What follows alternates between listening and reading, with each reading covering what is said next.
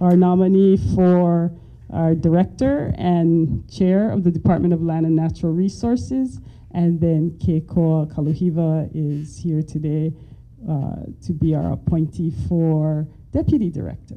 So mahalo, gentlemen, for joining us. And I'm going to start off by asking, please have a seat.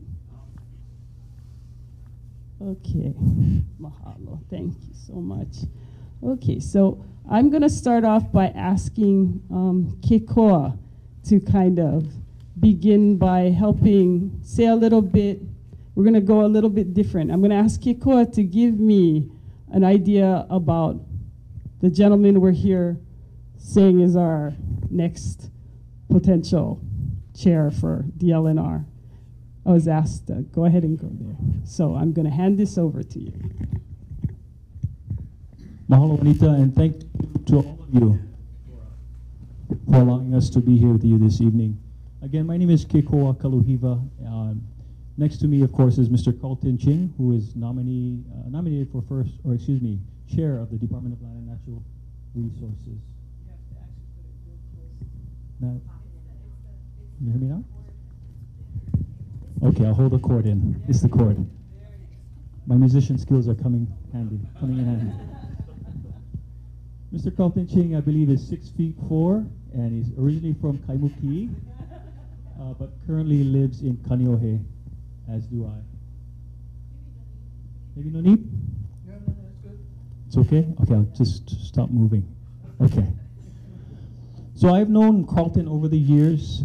We've had some working relationships, but to be honest, I really didn't know him until 3 weeks ago when we were appointed by Governor Ige.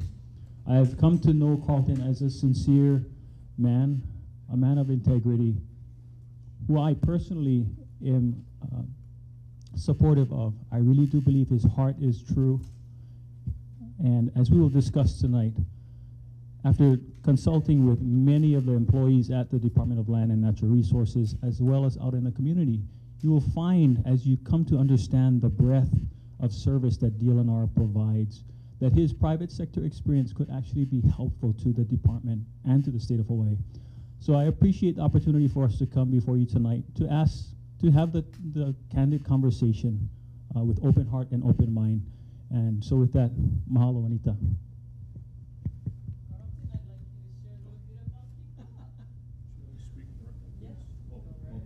Thank you again, Juanita. Thank you all for having us over tonight. Appreciate the chance to meet with you all, to learn about us, and we can learn about you. I've known Kekoa in his days at working for First Wind. We were actually competitors. I worked for Lanai Wind at the time, and he was much successful, more successful than I was, because his projects are actually in progress. Lanai Wind is still blowing in the wind, if you will. And then we see each other in Kaneohe at the grocery store of all things. Hey, bro, how you doing? What you up to? And we came together in an interesting way, we think, both coming forward in a willingness to serve the state. In spite of our different backgrounds, we said, let's get together and serve. I didn't realize that he was a musician, and I wonder why he would take on this challenge and not just play music, because he has a wonderful voice. He wonders the same about me, apparently. And so together we think we make a good team. The director has a large administrative job at DLNR. The first deputy is key into executing many of the programs there. His skill set and his interests are benefits to what we have to do. My background in management, financing, land stewardship is important, I think. But we both feel, and we have affirmed this by meeting with the staff, that the job relies on the dedicated and committed team at DLNR. We've had a chance to meet them recently, and it affirms that belief. They are dedicated, they are committed. But like most state agencies, they have their little challenges, and we want to get in and try to help them where we can. So I think together, Kekoa and I can bring a meaningful management team to DLNR. Thank you for sharing that with us here today. I'm just going to kind of, again, this is a talk story, so please don't mind if I kind of handle this in more of an informal way, because I want everyone to be comfortable, because it's important for us to sit here and talk with one another in this open kind of feeling way so that we can get a better understanding. This is a very important decision that these two gentlemen have made to come and represent Hawaii in an area that's very, very important and dear to many of us who care about Aloha Aina. And that there are so many things in such a huge department like the DLNR, you know, that they've got to look at and deal with and inform us and let us make a decision. Is this the direction that we think we need to go? Is this what we can focus on with these two gentlemen being able to move forward and help all of us? Can we go there? So I'm going to start off by just putting some different thoughts out there for the two of you. And just to let everyone know, earlier this afternoon, we had a very good discussion with our governor to share our concerns about what is happening with the Department of Land and Natural Resources, what is happening with the direction that we want to move forward on. And I just want to say I was very thoughtful and thankful that the gentleman that I personally voted for, that our Democrat support as our titular chair, really gave us insight, was very insightful about the direction that he's seeing things move forward for his administration. And to me, personally, as my opinion on this, is that when we went out and said we were going to vote for this governor to do the things that we needed him to do for Hawaii, he did it with all of us in mind, that how can I get things done within our means, be right thing, right time, right place, transparent as much as possible. And I shouldn't even have said that. Transparent always is what he would have said. He is transparent all the time. And if you knew him like we know him, you would start to understand once he starts to go down the path of telling all of us where things are going, especially with this very important department, that you can see why he wants to go in this direction. But you have to choose. This is about all of us in the community. And our governor wants to go ahead and make sure that he listens to that and that we're here. And he believes that these two gentlemen are here to help that happen. That was a conversation that I walked away with, that understanding, that that's what he's hoping to do. But again, it's still up to all of us, one way or another, how we look at what can this team do to help Hawaii with regards to these important issues. So I'm going to start off with Carleton, if I can.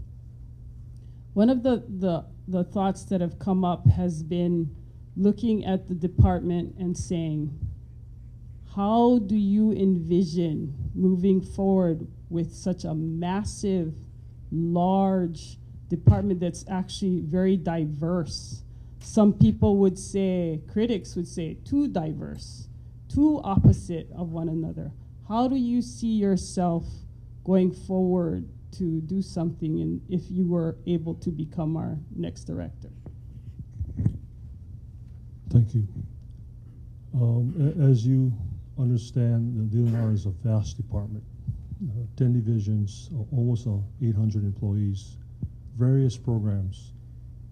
The core of it is protecting the host culture and our precious and land and natural resources. So it starts from there. But I guess in more simplified terms, for those of us who has changed employers to move to another job, It's getting into that new job or new company to find out exactly what drives them and how they work. So my approach has been to look at their funding. How does DLNR work with funding?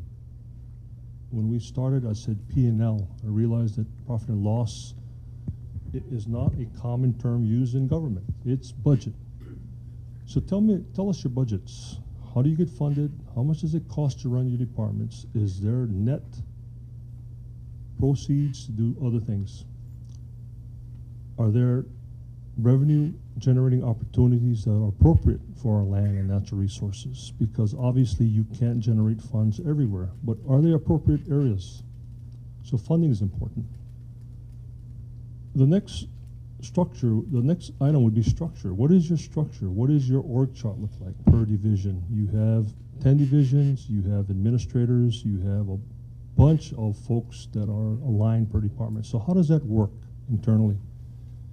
And are you fortified or staffed up enough to do the job? Because we noticed right up front that there are a lot of acting and interim and vacant positions. So how do you accomplish your program?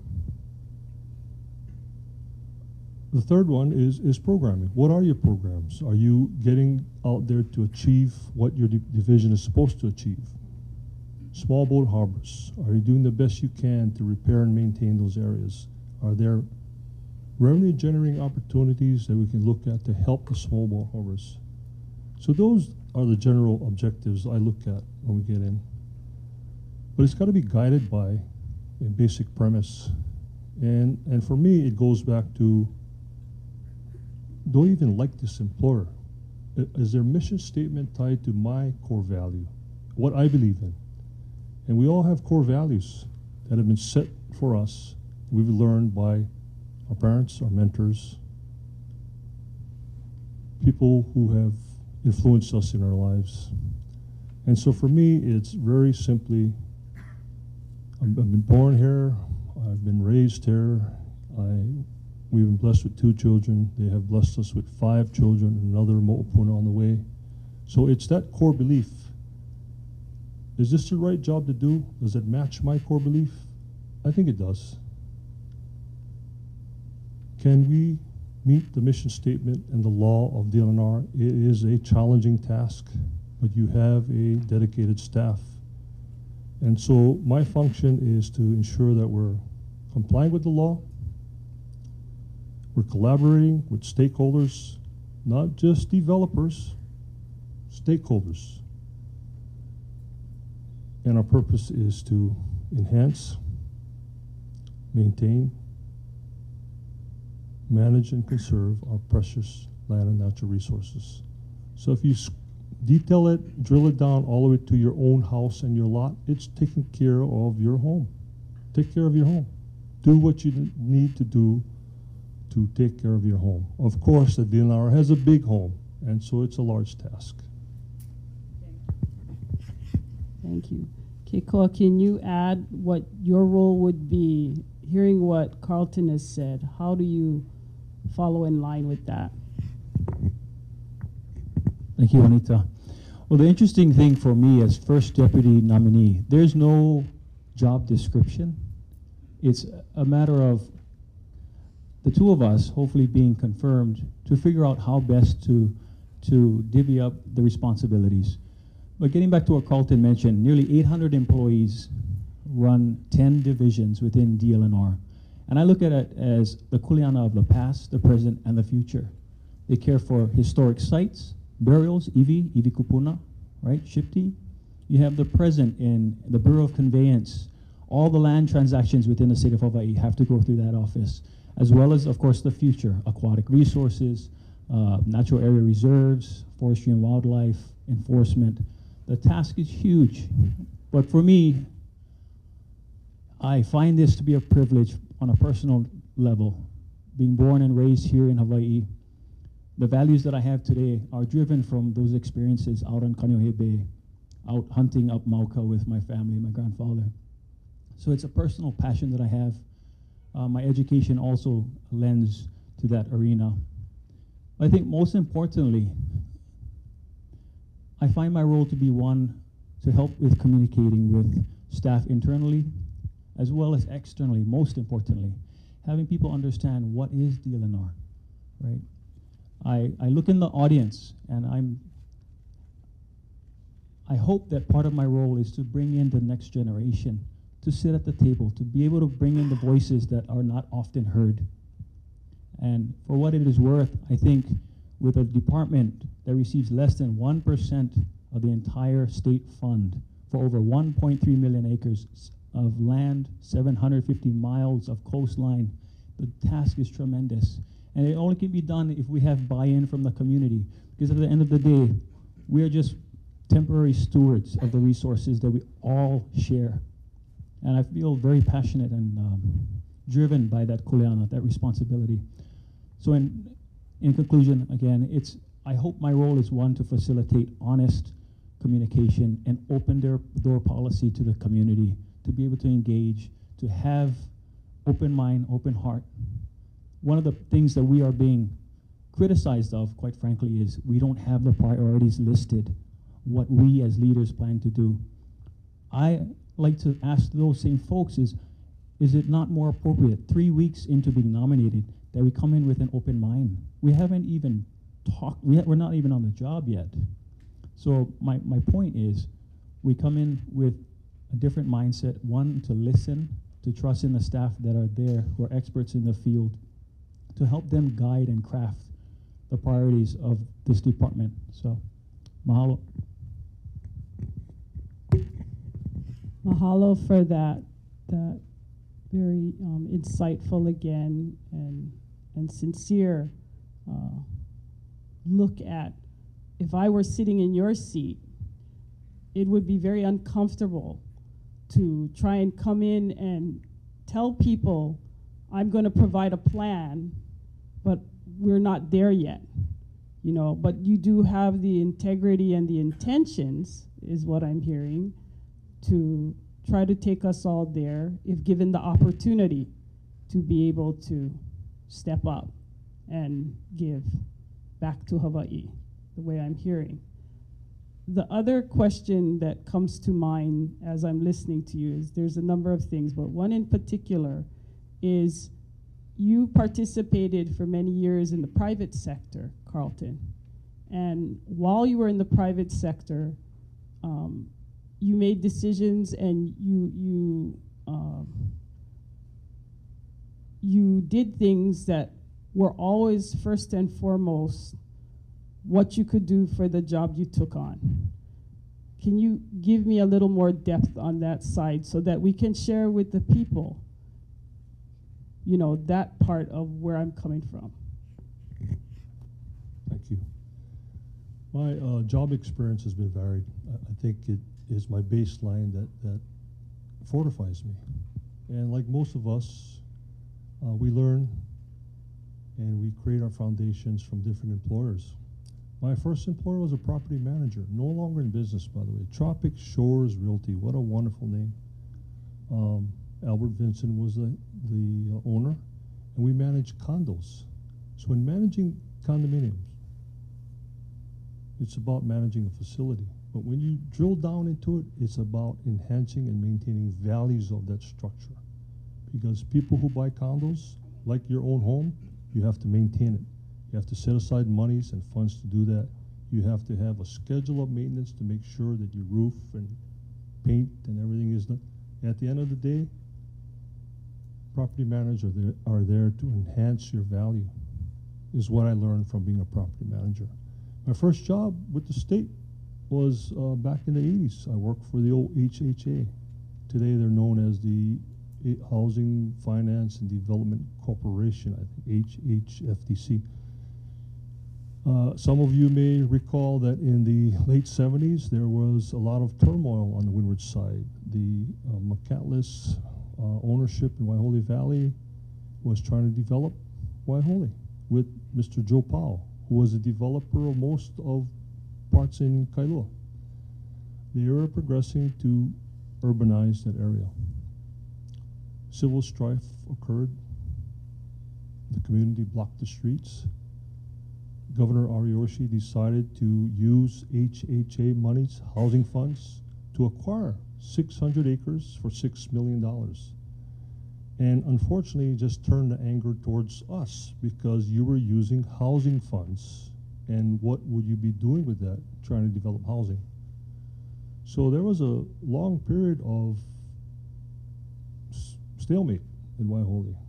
I got my first job with the state in 1980, assigned to help the Waiahole project move forward. And we gained entrance. When the state owns land, you're responsible for health and safety of that land, liability on the land. So we were trying to figure out how do we get in there to take care of that land amongst the criticism by the community. So an opportunity occurred with a broken water line of all things. They called the state, they said the water line is broken, can you come up? Myself and my immediate boss at the time, we said let's go up there and help them. And if you've ever been up Waiahole Road, it branches right past the school, fork in the road. And it was like a scene from a Disney movie. The road was blocked with farmers, their machinery, their tools and shovels, and they said, no, you're not coming up here.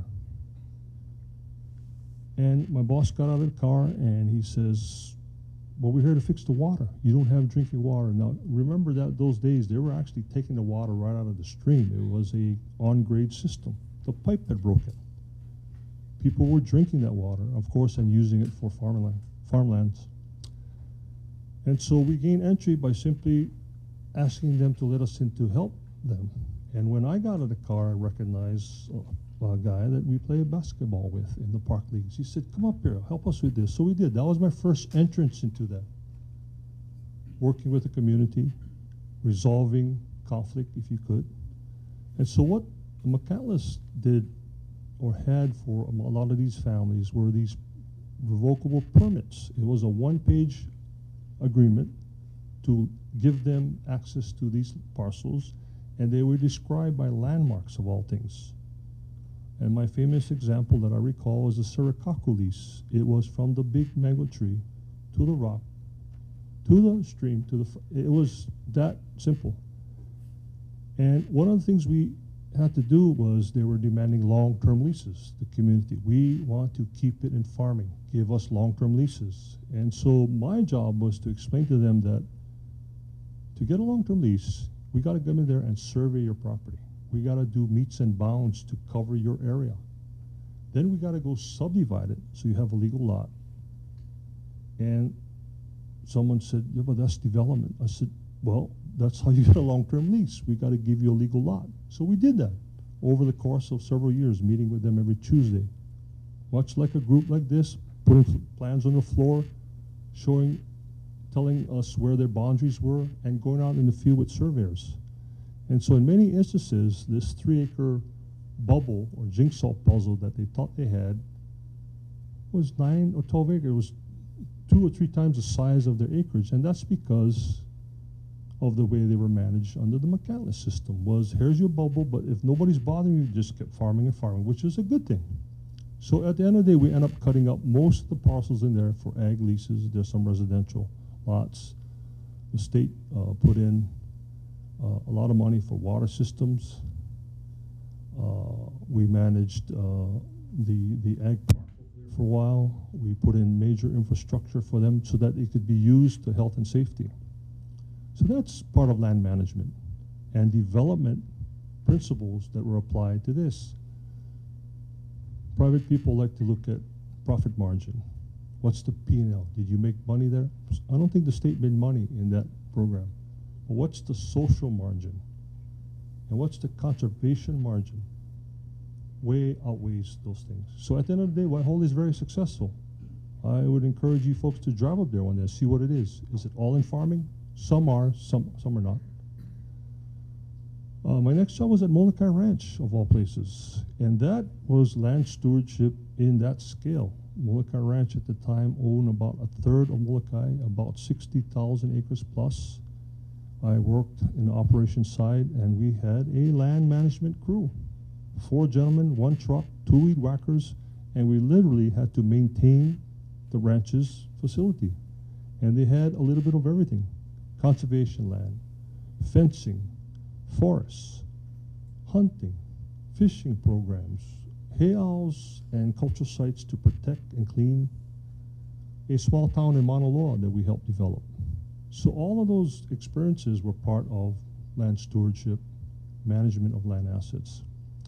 Castle and Cook, I came back to Castle and Cook in 2003. And Castle and Cook is a major landowner, as you know. They subsequently sold Lanai. But Castle and Cook has many land parcels and diversified uses. So of course, people only focus on the residential use, but there's commercial, there's ag use, there's renewable energy being planned. We have conservation lands that we have to maintain. We have easements, trespassing issues, all part of land stewardship and land management in those scales, different scale for each one. And of course, at different scales, I'm not actually out there with the shovel. And we're helping to manage that. So each job has provided me those lens. This job is a much bigger lens, and I recognize that because it's land and natural resources for the entire state. So when you talk about land to ocean, it is huge. And what I've said is that you need the expertise of that committed staff at DLNR. They're the pros in their fields. And that's what you have to rely on. Administration of 10 departments is a huge task. And our approach will be to try to engage with each one as best as we can. We have to. It's our responsibility. Thank you. Okay. We're going to do the moderation part, and then in about 15 minutes, we'll be taking questions. Okay. So we still have a few more minutes, Terry. So what we're doing is we're having Tony Austin here. He'll take the questions and bring it forward, and then we'll put it out to our people. So if you can get with him on that. Thank you. So I'll move forward again because we wanted to hear about what your experience is in moving forward, looking at the things you've done in the past. And then with you, Kekoa, again, a talk story idea about when you're looking at moving forward to support what the director's doing, and you're going to be facing all these different divisions, all the different areas you'll have to work with. And how are you looking at, you know, in your opinion, how would you qualify, how would the two of you basically look at qualifying how each department can do better if it needs to? How do you see yourself being able to work that so that we can look at a better department possibly? Because I know there's a lot of issue with the department from the past, and that we want to move it forward to have it do more in a better way. Thank you, Anita.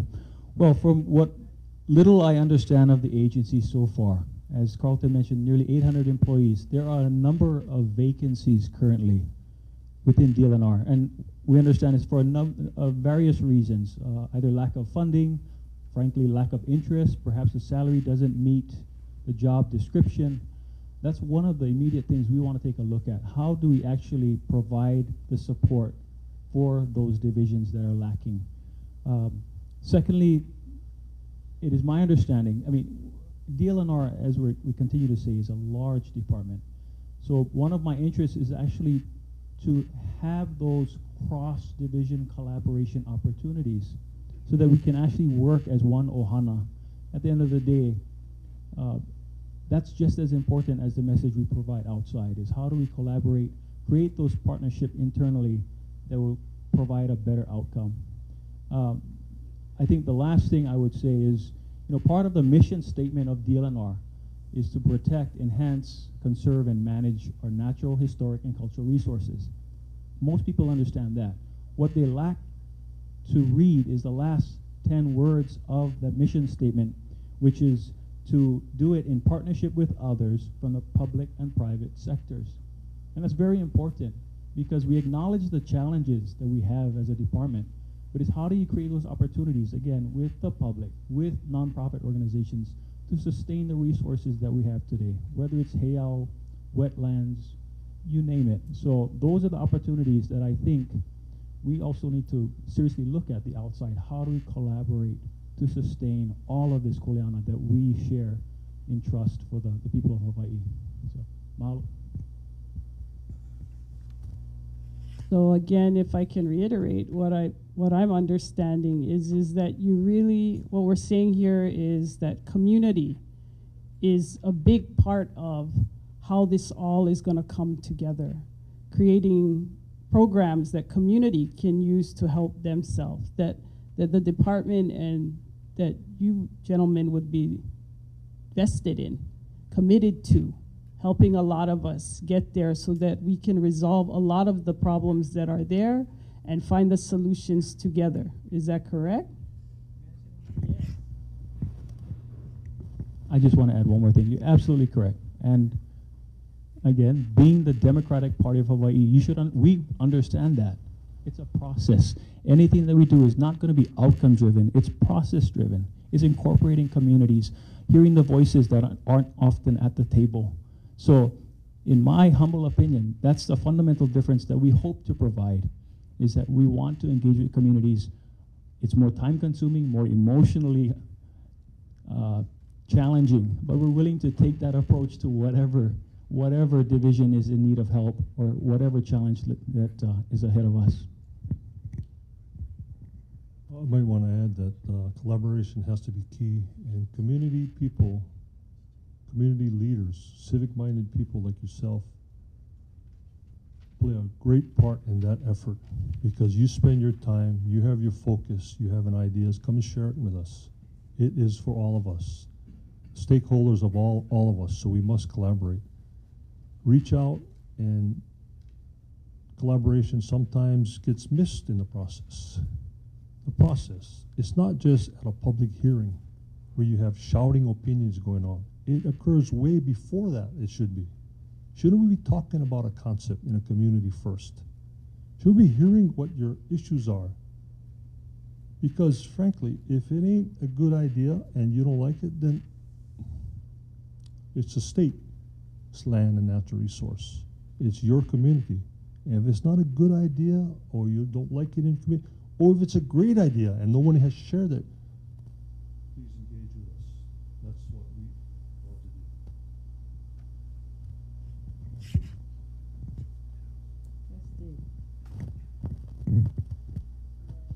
Hello? want to do. Okay, get the magic touch, Kekoa. Okay, so we have some questions that are going to be, I'm going to ask directly from our audience out there through the live stream.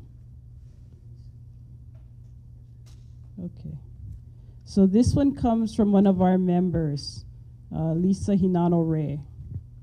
Our economic world is at war. Hold on. Is at war with nature. In face of the challenges of food security and depleted fisheries, do you support community-based subsistence fishery management areas? Sure we do. We know that there is a leading example that has occurred on Kauai, the Haena Community-Based Fishing Plan.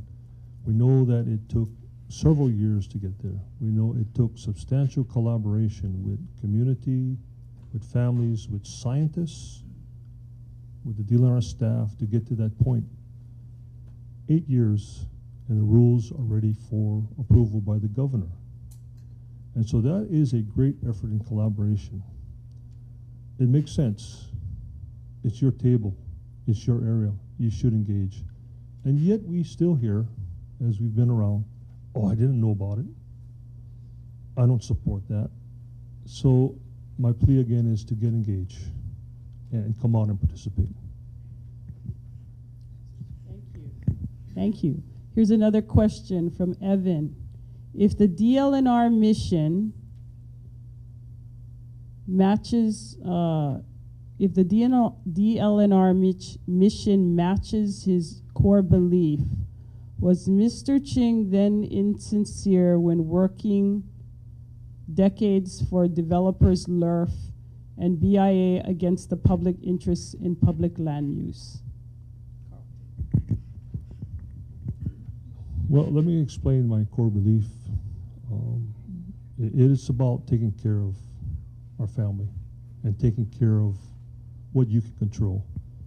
The companies I work for, some people question their belief. But when you drill it down to what they do, Carleton Cook as an example, building homes is a good thing. We're providing shelter for families. I guess the question there is the use of that piece of dirt. Could we have used it for something else? So in the case of Carleton Cook, they're a diversified company.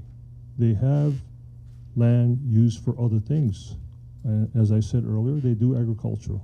We do renewable energy. We have conservation. In this case, the core for Carleton Cook is residential construction, and they've built thousands of homes in Mililani for all of us. And as you know, the home provides you so many things: security, safety, privacy, and for many of us, it's the source of our wealth. It's how we send our children to school. It's how we intend to leave them something when we're done, maybe. So building homes is not a bad thing. I guess the criticism is, can you build it somewhere else? So working for those companies, I didn't see any negative about my core belief. My core belief is still the same, is to provide for my family, is to teach them. And since I have the time, it goes to when I was a young man. I grew up in Kapahulu. I went to public school. I used to fish in the stream next to Kamaki High School. You could catch o'opu and opai out of that stream. And so one of my mentors, my Uncle Leslie, who worked with my dad, almost full Hawaiian, would have his sawa poi, salt and sweet onion every day after work, and his bottle of Primo. And when we were fortunate enough to catch the opai and opu for him, in an amount not bigger than this cup, we'd take it back to him and we'd go, "Uncle, look what we caught." And of course he said, "Oh, thank you." Cook him up right there with his sawa poi. And then he turned to us and he said, "Boy, where you got this stuff from?" "Oh, the river, Uncle." And he'd say, "Make sure get plenty left now. No take them all." Core belief, conservation, that skill, different skills we learn. Take care, enhance and manage. All part of the DLNR mission. So I think it follows in line what we do. Frankly, if my core belief was in conflict with a job, I wouldn't go do it. I mean, it's as simple as that. Mahalo, Carleton, and I appreciate and want to tell you that there are a lot of questions out there and concerns, and I pose this to you all because this is a talk story where we're going to be respectful of everyone. And so one of the things that also came out here was, you know, because of your experience from before in the things that you did in that arena, like you're saying, the core values that you dedicated yourself to, some of them conflict with what happens today, where you're taking on the role to represent the other side for the state of Hawaii. And I guess some folks out there are concerned, you know, how are you able to reverse that value that you had? Again, I don't think it changes my values, but it certainly changes my perspective on who I work for. I'm not working for a landowner or a developer. My perspective would be, I've been working for you. So what is in the best interest of us when we make those decisions?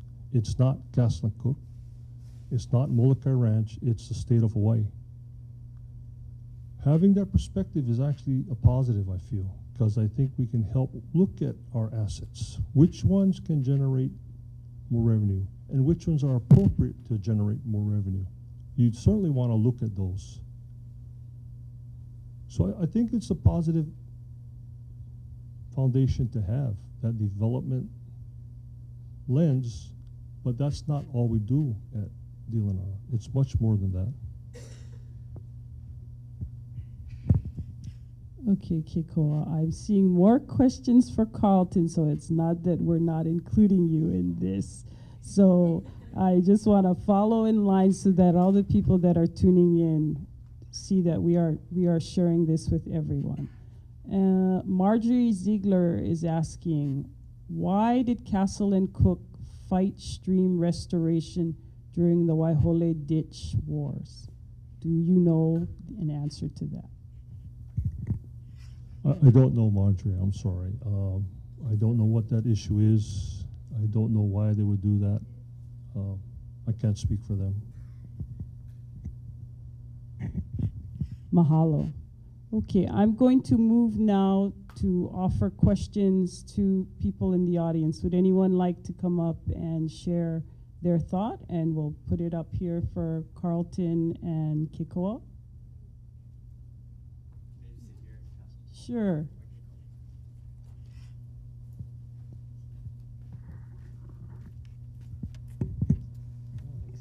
You guys are sitting so. First of all, I'd like to thank you guys for stepping up to the plate and accepting the appointee by Governor Ige. It's not going to be an easy job, and I can't even fathom what it's even like to be in the position that you guys are at right now. I know you guys are talking about community engagement, and Carleton, you brought up the CBSFA in Ha'ena. Do you guys see more CBSFAs coming up, and how is there's a lot of pushback from commercial fishermen because written into the CBSFA rules says strictly no commercial fishing. So how do you I think that goes back to that question was, how do you balance food security, seafood security of our natural resources and these communities who rely on these resources every single day?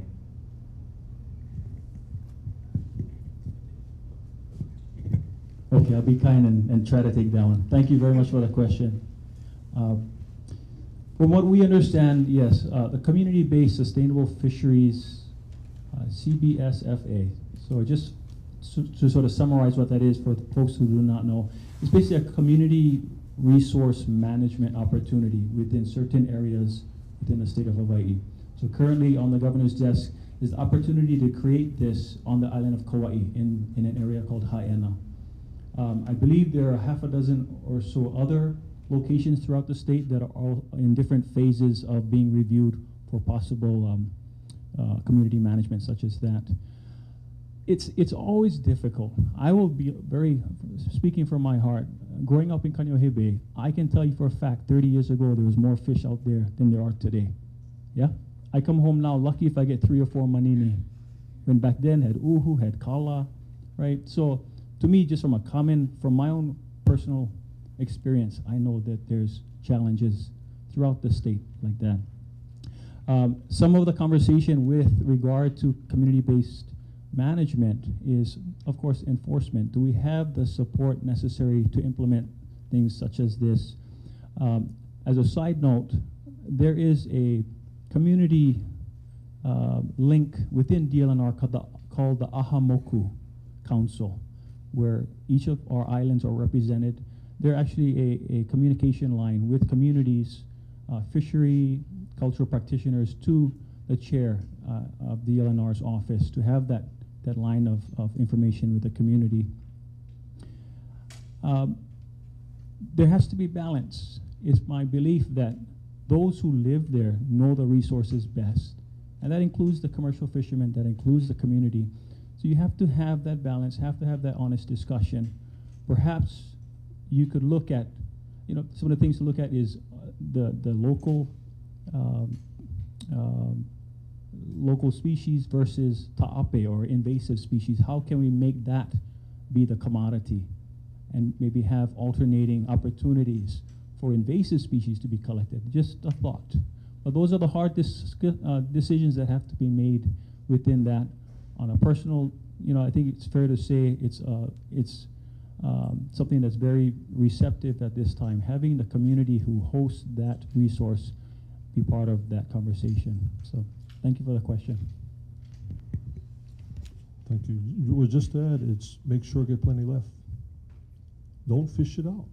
Work with the community. So that's the tug and pull, right? In that example, I understand the components worked. You had the law to drive it. You had the community to talk about how much should be sustainable. You had the scientists that said, this is the amount you can sustain the species in. You had everyone engaged in that. And yet we still heard we didn't get engaged. 8-year process, I think, is plenty of time to engage. It doesn't, each community has a different process. And so that's what we look forward to. Hyanna is just the first one. I think it could be a sustainable plan. We've met with different groups, commercial fishermen on one side. It's very groups that did this, and they are both saying the same thing, surprisingly. Perpetuate and sustain the fishing stock. And we go, yes, that's the commonality. So how do you do that? As an example, the commercial guys may say, that means I can take 20. I'm exaggerating, but it's a basic example. The people of the community might say, you should only take 2. The science says to sustain the species, you can take 10. Again, this is just an example. So what's the solution in there? There's got to be a solution because everyone has said perpetuate and sustain the stock. So let's figure that one out. It's not a mathematical equation, I know, but let's figure it out. Let's get together and see what's sustainable. Thank you for your question.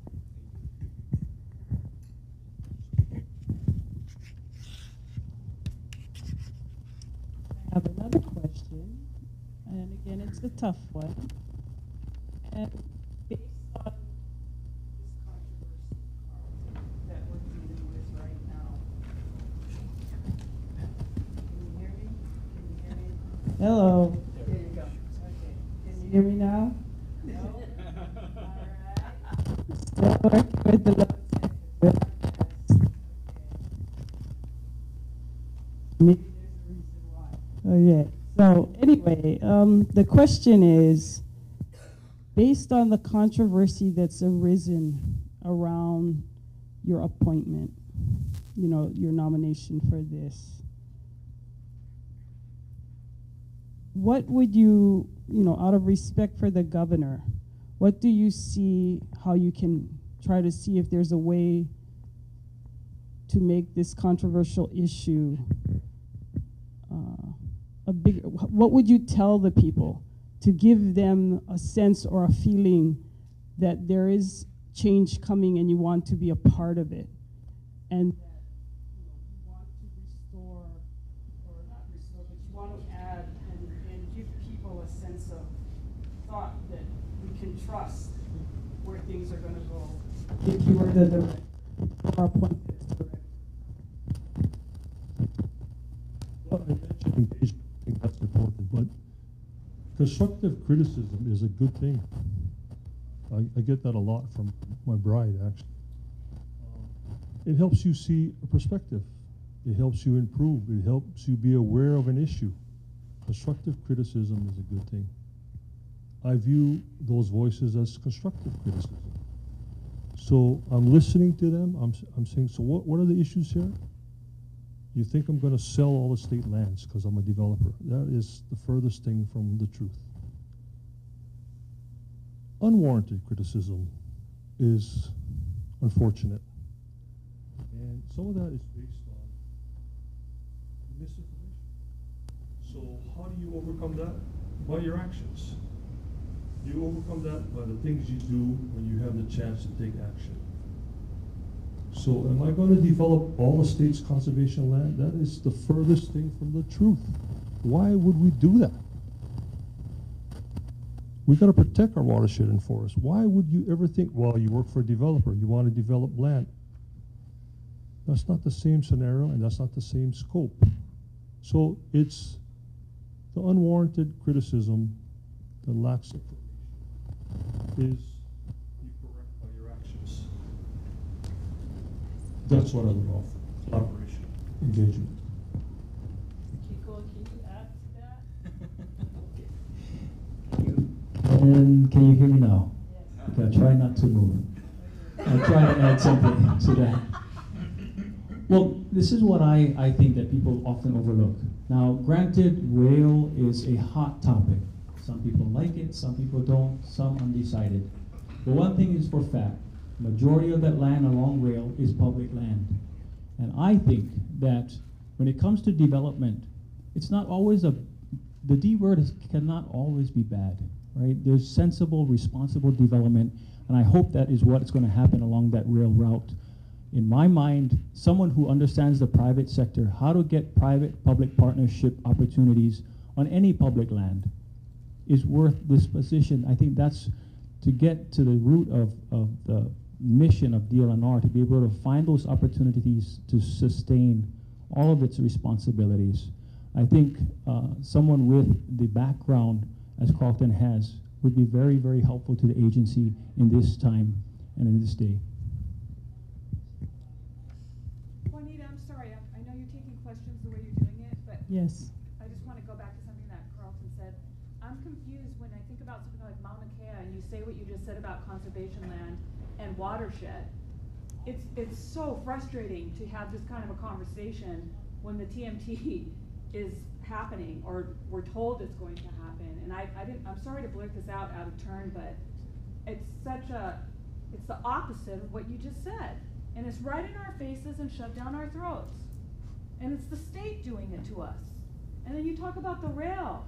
I mean, those of us who care about the EV, I know you guys care about the EV, but some of us cannot stand by and just let that go on just because we got some friendly relationships between corporate and state interests.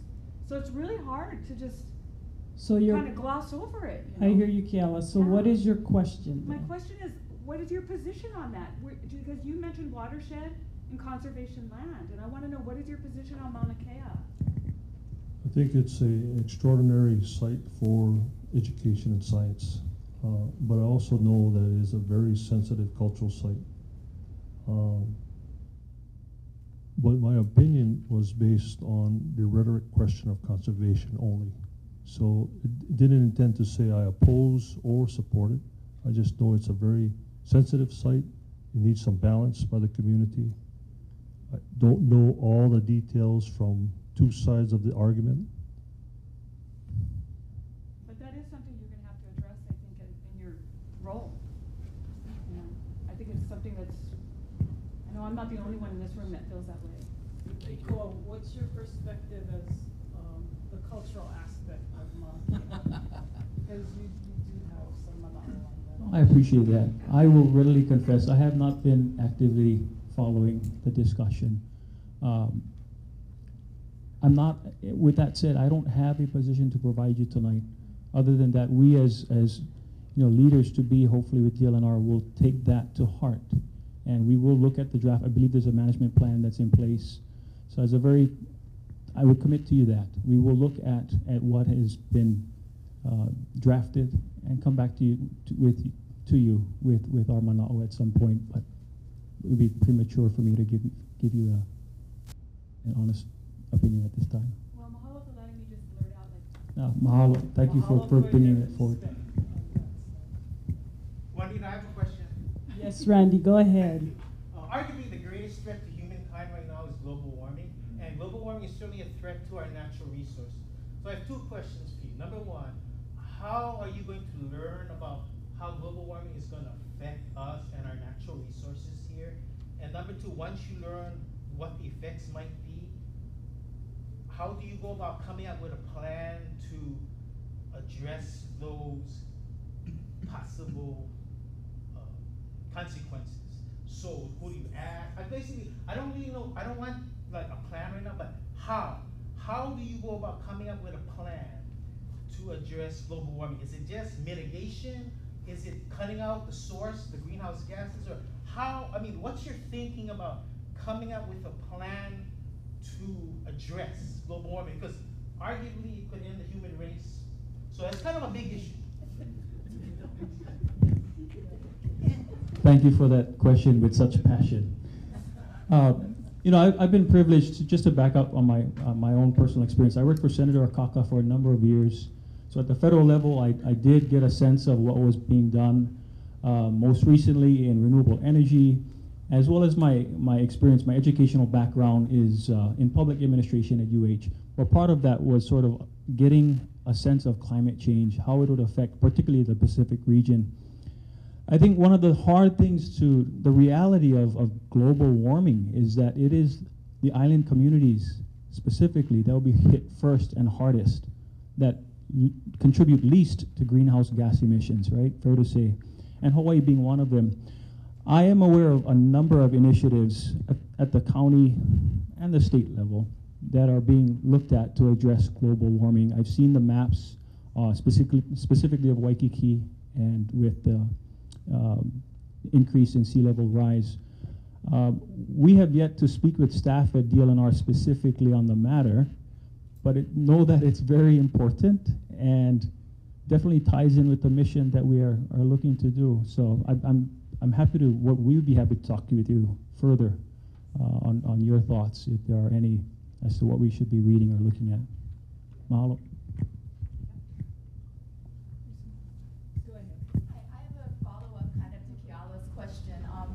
And this is also, so it's also relating to Mauna Kea. I guess I had two things I was thinking about. If you guys are confirmed, you are going to look at the comprehensive management plan, because one of the, you know, because coming down the pipe is the university's master lease. And so this brings up two things. First, there is a community-based proposal called the Mauna Kea Temple Plan, the Temple Report. We actually delivered it to Governor Ige on the first opening day of the legislature, and that's brought by a lot of practitioners who want to see a more effective management of natural and cultural resources there. The other thing I want to bring up is, you talked about profit and loss and efficiencies. I mean, some of those telescopes, they're bringing down hundreds of thousands of dollars. Yeah. And they got $1 lease from DLNR and $1, you know, that is subleased to UH, who then is again, like, I know the 30-meter telescope is going to pay a little bit more. I'm not saying that's fair market rent, but I think that's something that this is not so much a question, maybe you can respond to this, but just, I just want to bring it to your attention, and thanks for Thank you. Thank you. We are not aware of that plan you brought forward, but I think that's part of the engagement in the community. So the more information and feedback, the better. That's what we wanted to find out. Where are the revenue opportunities that are being generated in the state, in DLNR, and how can we enhance them, if appropriate, to make it a more efficient operation, if we can. Instead of going to the ledge every year and asking for, fund us for this, fund us for this. You have 10 divisions. My understanding is they're all up there at the ledge asking for different programs. So what is the priority then? If I'm a legislator sitting there looking at this, what is the priority? Of course, the priority is the governor's package, but you see the departments asking for funding to move their programs forward. The other method is, what's our revenue source? Can we expand that where it's appropriate? So maybe that's an appropriate one. I'm not sure. Thank you for the question. I just wanted to state, I think I took that as a concern more than a question. Yeah. So I think we can agree that Mauna Kea is a vahipana. It's a sacred special place which deserves our attention. We will go back and look at, I suppose, 2 draft management plans that you're referring to. There has to be balance. Yeah, there's an economic perspective, of course, but also a cultural perspective. And it's premature for us to really weigh in heavily tonight, but it's something that needs to be considered. We will go ahead and, again, commit to reviewing that. And thank you. Yes, Don. Aloha, and thank you again for being here, for answering some of our questions. Not a bunch, but I want to ask, for with respect to your experience, especially at Molokai Ranch and Kekoa with you, I know you're doing the hunter education for a long time. And then of course, Koala Poko, Civic Clubs. Myself, my ohana comes from the windward side, and a lot of they do a lot of hunting and fishing. So with respect to you, both of you, I know this question is, as the most visible component of the department, how will you help the Doe Care Division with funding and accomplishing its many enforcement responsibilities that affect the conservation and preservation of Hawaii's natural resources in recreational, commercial, fish, and gaming activities? It's important because I know, like you said, you have 4 staff for your Molokai Ranch, which is only on the west side. As you know too, they only had 1 DLNR officer for the whole island. And so here it's, I believe it's only 3, or I'm not sure on staff now. But with respect for that, what would you do for accomplishing those responsibilities? Doe Care has a huge responsibility, and we need to sit down with the acting administrator there now, Jason, to help him look at his structure, because we know that he has a lot of vacancies. But the question is that, what's your coverage? What's your business plan to cover each island? And what's your approach? What's the time of the day that you operate? 6 to 6, Monday through Friday? What are those things? How in the world do you cover all our land and natural resources on a given day? And how many full-time people do you need to do that? And keep in mind that Doe Care is always stretched to doing all kind of other stuff. When the president comes to town, Doe Care is asked to supply support along the water and at our costs. When he stays in, when they had the Apex conference, they were asked to step forward to provide coverage in their areas, in addition to the military, the police, the sheriffs, and everybody. So Doe Care is constantly being stretched. And so we want to go in there and figure out, so what's your budget, what's your manpower, what's your structure? Can we look at something that helps you with better coverage? Is the best approach I can think of at this stage. And that goes for all the divisions. How do we get in there and look at their operation? I think that's a great question. As you mentioned, I'm an avid outdoorsman as well. I think, number one, it's us as leaders helping to change the mindset, helping to have that discussion with communities, because to take ownership of being ethical. That's the bottom line. Number one is, how do we have those conversations that change people's know of how they look at our resources? Number one, take ownership of, take on the responsibility, number one. Number two, of course, finding what opportunities we can to increase their funding. We know that sequestration a few years back really decreased the funding for Doe Care. Number three is, a lot of the funding that they get is provided by the federal government. They're reimbursed, right? So how do we look at perhaps whether it's federal funds or with the hunter education program that's also reimbursed based on volunteer hours by the instructors? How do we take maximum advantage of those opportunities? So as Carleton mentioned, being able to sit down with the staff to review that and be able to assist in what way we can. Yeah, thank you. Another question. So you guys are talking about the hunter education class. I'm a hunter as well as a fisherman, and trying to find avenues for revenues for to generate for Doe Care and DLNR. There's been talks about a recreational fishing license, for years now, a saltwater recreational fishing license. I know Dar used to do the Nuku'anu Reservoir, and then they stopped that. I used to go there when I was a little kid, and I think it was like $10 or something like that. It was super cheap. Do you guys see maybe a saltwater recreational fishing license in the works? If you guys are confirmed, I know there's huge pushback, obviously, from a lot of fishermen, but I know you guys are talking about revenue generating opportunities, and this could potentially be one. For hunters, all of our game animals are not native, and yet we offer, we're required to pay a $10 a year to hunt them. Most of our fish and marine resources are native, and we are not required to pay anything. So I personally, I think it's a little convoluted, but Yeah. But just what do you guys, what's your stance on that? And yeah. I wouldn't want to say anything that contradicts their existing programs now or any plans they have.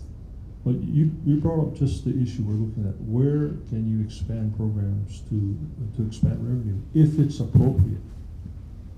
We haven't had the ability to do that yet. We're not there. But certainly that's something we should look at. And then, is it fair? Is it fair to the person paying the fee just for the sake of generating the fee? So, you know, it has to have that connection. I go back to, does it comply with law? Have you collaborated with the stakeholders? Does it make sense? Does the staff support it? Collaboration within the department is important to figure these programs out. Let me take one question that's been waiting a little bit. And this is from our Secretary of Environmental Caucus, Nomi Carmona. And she's here, she's not feeling her best, but she made the effort and energy to come here. So I feel the need to share. And so I'm gonna ad-lib a little bit, but still stay in your line, okay? So we need a team. We need a team that will protect our cultural and natural resources because our shared trust is too precious, definitely. Without seeing any demonstrated commitment for protecting natural resources at this time, and you know, you don't have a track record yet, right? How do you, or for fighting for the environment, why do you feel at all appropriate to run DLNR? That's a long question. I hope I get the essence of it, but it's all our kuleana. We live in an island state surrounded by water, so we have to participate and protect our host culture at many levels. So it's not just the state in this caretaker role, it's all of us. And then if you rely on the state, and you should because you pay taxes, then are we doing the best we can to cover all the land and natural resources that are so precious to us? Are we doing the best we can when there is conflict in certain areas? How do we do this? Our focus has to be grounded in our host culture, I think, and the mission statement. It says to enhance, protect, manage, and conserve. How do you measure that? Is it per project? Is it by tree? Is it by ahupua'a? How do we measure that? We hope to get into these departments and look at their programming and see how they measure it now. I hope I answered most of your questions.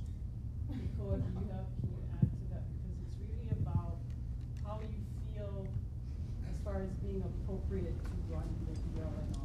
Without any kind of track record of protecting the environment. Right. Right. Thank you, Nomi, for the question. Speaking for myself, I'm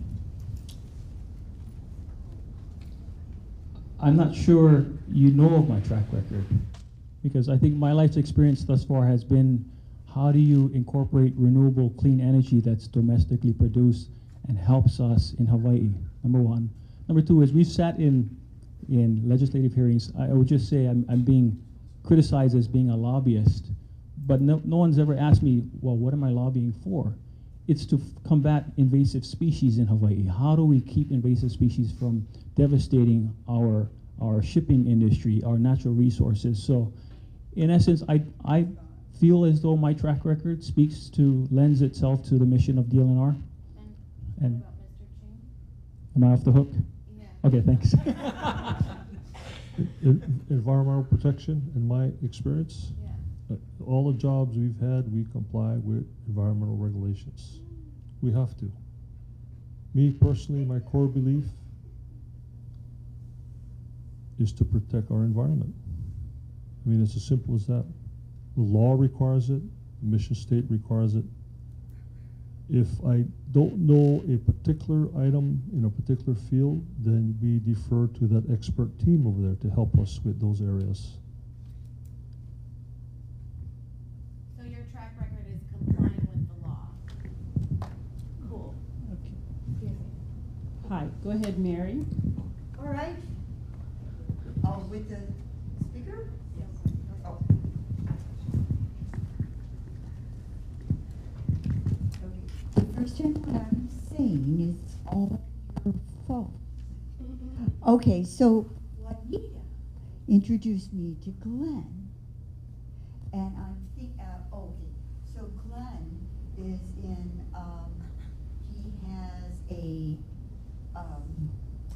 form. Martinez? Yes,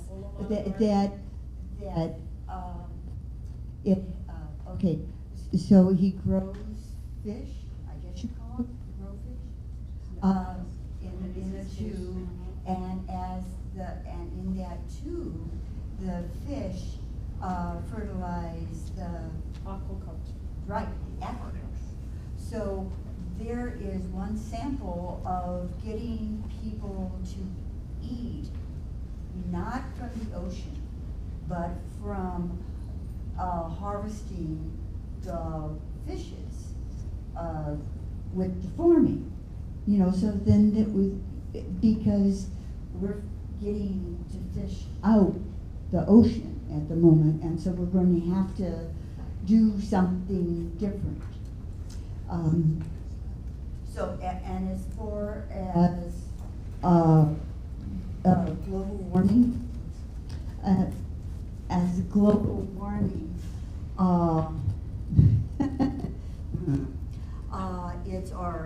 it's how we transport ourselves. So, you know, the global warming is oil and gas. And so the thing to not have global warming, you should not use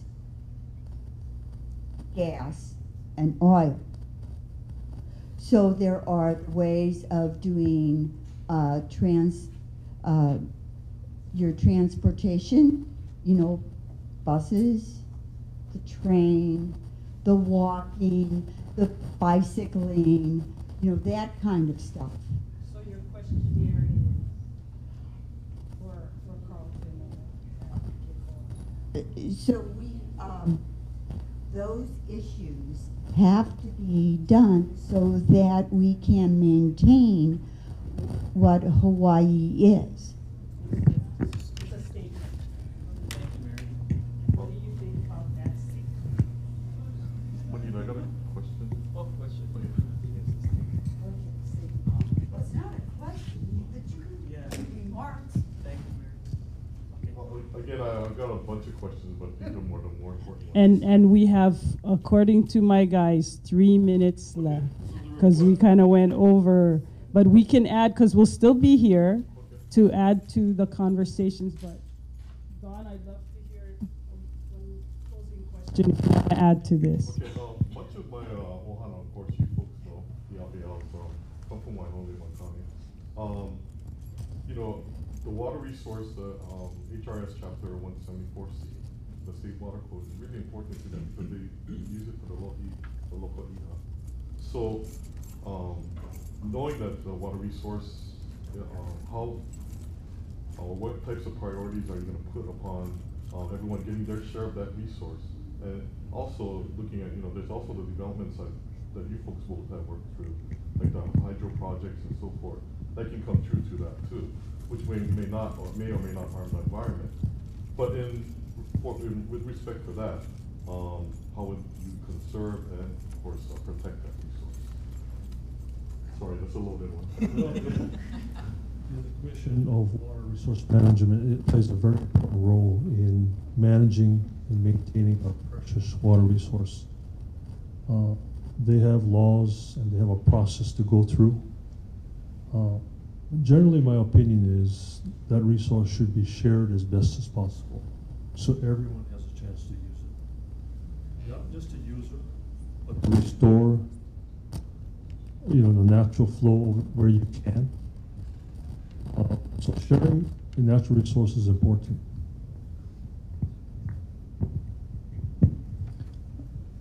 That is a loaded question.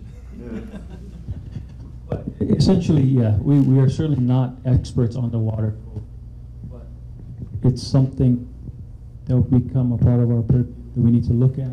Specifically to Waihole, I think both of us know many people in that community who still farm the land, and from my na'au, it's simply a matter of having that balance. I don't have an answer for you at this time, specific to water rights. I know that cultural practices and farming and to that extent is part of our state constitution. That I recognize. But exactly how we would move forward with that is something that we definitely need to circle back with the staff. So I hope that answers for the time being. I know they were going to have the water resource community meeting, so I know that's next month. So thank you for mentioning. Yes, we learned of that as well. So thank you. Next week, I believe.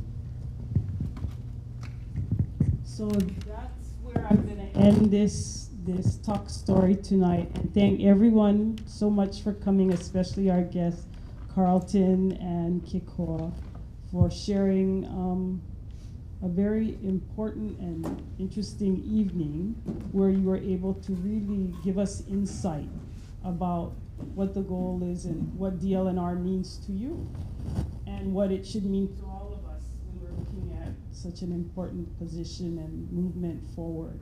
And I know that we will resolve this because all of Hawaii wants to help us to stay on track, right? And I just want to say thank you to everyone for being here and joining us. And we will still have Carleton and Kekoa, I think, for a little while more. People have questions that they'd like to approach them with.